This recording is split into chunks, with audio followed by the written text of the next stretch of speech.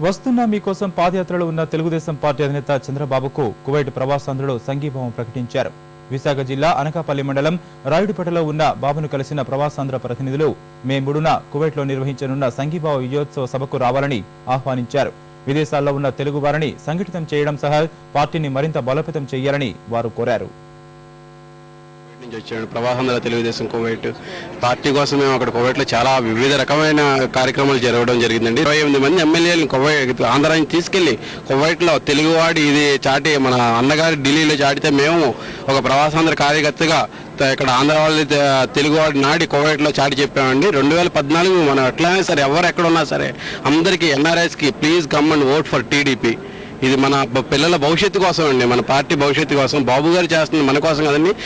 మీ పిల్లల భవిష్యత్తు బాగుండాలండి, భావితరాల కోసం అందరూ వచ్చి ఓటు వేయాలని సహకరించాలని రిక్వెస్ట్ చేస్తున్నానండి.